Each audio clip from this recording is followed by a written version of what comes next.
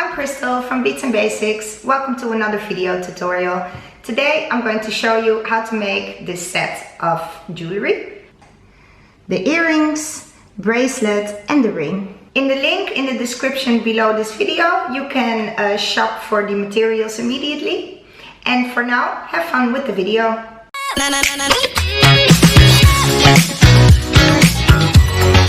We need some flat nose pliers, cutting pliers or scissors, measuring tape, some Hazelnut jewelry glue, charms for 10mm cabochons, black rose cabochons. They also have to fit the 10mm charms, 3mm leather, 6mm jump rings and 6mm double loop rings, some earring hooks, 4mm jump rings, end caps for 6mm cord, and some Rolo chain. So let's start with the earrings. We're going to start with gluing the cabochons onto the charms. We're going to use the Hazelnut jewelry glue for this. Like I always say, don't squeeze too hard so that not too much glue will come out in one time. So what you're going to do is you're going to put a little bit of glue in the middle of the cabochon. And when you put the cabochon on it, then you have to only press slightly for the glue to be equally divided. So you just put it on and just take away any excess glue straight away. Don't press too hard and we can leave this to dry. So I have glued all three of the cabochons on and let this dry for at least an hour, maybe even 2. So we can start by making the leather part of the earring. I have cut off 2 pieces of 7 centimeters. And then furthermore, I got 2 end caps for 6mm cord. And some earring hooks and some 4mm jump rings. So let's start with attaching the end cap to the earring hook with the jump ring. So I'm just taking my flat nose pliers and we're taking a jump ring and we're going to open it slightly, just like this, so it doesn't lose its form. You put it through the end cap and then put on the earring hook and you close it. As easy as that.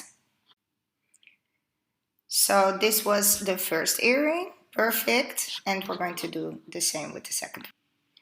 So now we are ready to put the leather, to glue it in the end cap. We're just going to fold it double, and first I'm going to take my glue and we're going to put some glue in the end cap. I'm filling it up approximately about half of the end cap. And when I put in the leather, I just double it. I fold it double, like here. So what's very important to watch out for is where the front of your earring is. So this is the front, yeah, and what we want is that when we put the leather in, it's with the top up, because we want the cabochon there, so the rose will be facing forward. So you can twist it a bit when you put it in, but as you can see now, this is the front and the cabochon will come face upwards there. And we're going to do the second one and let it dry for about an hour as well. So while they're drying, we're starting with the bracelet with the leather, some end caps, some 5mm double loop rings, and the magnetic clasps for the closing. So we're starting with measuring the bracelet just around our own wrist, like this. And then we take off about 2.5 centimeters for the closing clasp, for the magnetic clasp. So we take our measuring tape and we just measure 2.5 centimeters and then we cut it off. with our scissors or cutting pliers. Both will work. But before we're going to glue anything to the bracelet, we're going to attach the end cap to the magnetic clasp with a double loop ring. So we're going to grab a double loop ring with our flat nose pliers, and a double loop ring works like a key ring basically. So you just open it a little bit, and when you have a little opening, you take the end cap and you slide it on. And then with your pliers, you can just slide it further. And then before it closes immediately, we're going to put on the clasp so it stays open like this. And then with your pliers, you can just keep on turning it until they're well adjusted. And if the double loop ring opens a bit, you can just squeeze it closed like this. And of course, you do the second one as well, like I've done here. So now we are ready to glue the bracelet into the end caps. So I'm going to take my glue again, and I'm just going to put a tip of glue into the end cap. And these are end caps for 3mm cord. So the cord should fit perfectly. So that's perfect. And of course, I've done the other side. But before we're going to put on our charm with the cabochon, we're going to let this dry as well. So now for the ring, we need our leather and some tube beads. Actually, we just need one. And we are going to glue our leather into the bead. We're going to measure the ring around our finger very easily. So just don't make it too tight because you have to take the bead in account. We're going to cut this off. And we're going to glue it into the bead like this.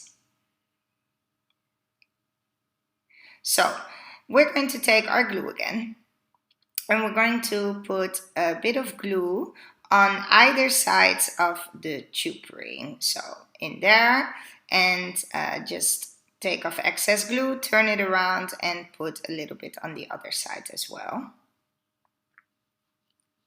Now I'm going to put one side of the leather in, push it through, and then we're going to do the same on the other side. Just bend it down a little bit, and you have to play a bit with it.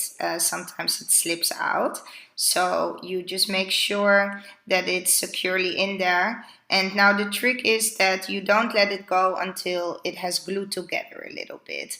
So you just keep holding it like this, maybe 30 seconds or something, until it doesn't flip out anymore. And once it is secure, then you can set it aside so that it can dry. So now we can go back to our earrings, and with our Rolo chain and a jump ring, we're going to attach the cabochon to the earring. So like I mentioned before, what's very important is that you check what's the front of the earring, because you want the cabochon to come on like this. So yeah, that's very important, because you want it, of course, to hang in the right direction. With our flat nose pliers and our cutting pliers, we're going to take off exactly 5 links of the Rolo chain. So you can just open it like a jump ring. You take off the 4 links and the 1 link that you just opened. If you can, try and keep it in your flat nose pliers so you get a good grip. And you put on your charm with the cabochon, and then you put on the 4 remaining links. It's a bit small, but I think you can see it. And then you just close it it's the same idea as a jump ring. So now you have the cabochon with a little chain on it, and that chain we are going to attach with a 6mm jump ring to this part of the earring, so just under the end cap. So now when you put your earring on the table, you put it with your front part up. I can't stress this enough. You want the rose to hang in the right direction, face upwards. So this is how we're going to attach it.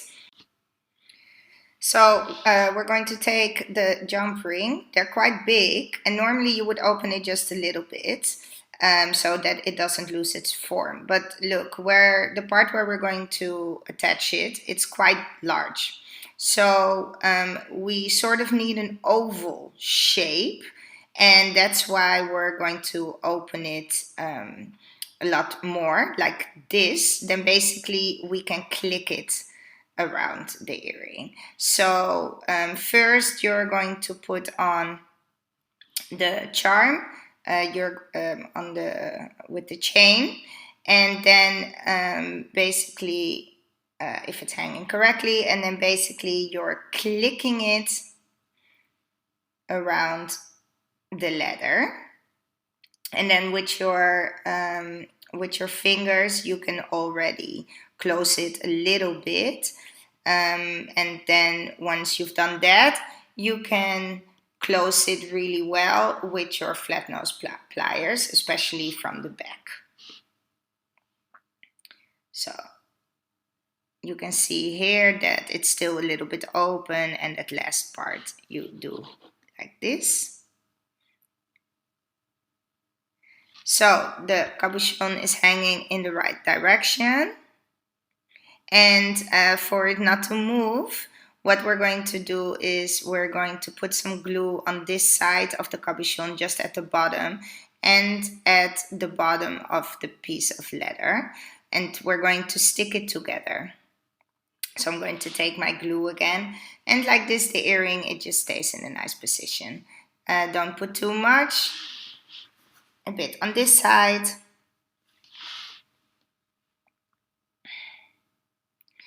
And yes, when we you can feel that the leather, it fits exactly like in that little rim in between the flower and the charm.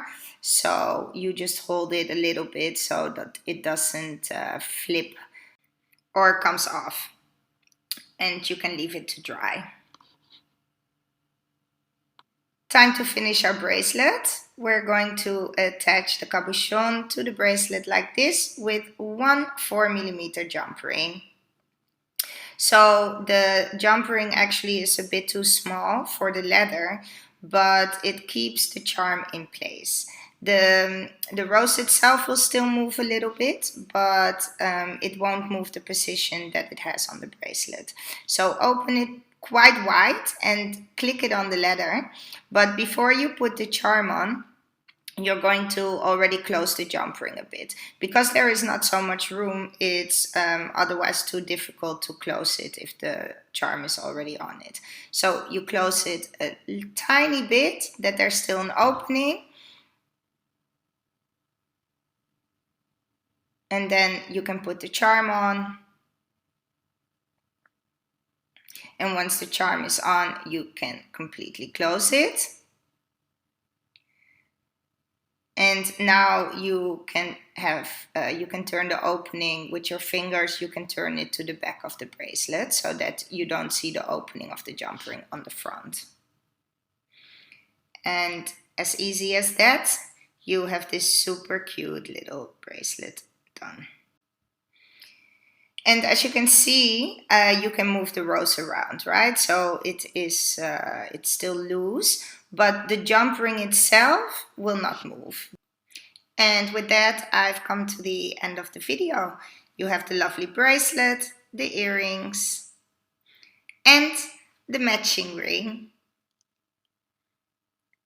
I am loving it. So I hope you had fun, and of course that you are going to try to make this jewelry at home.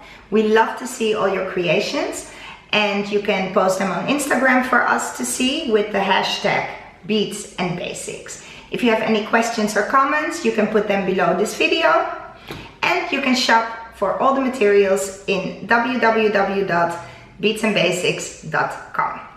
If you like this tutorial, if you want to see more, please subscribe to our channel. Bye!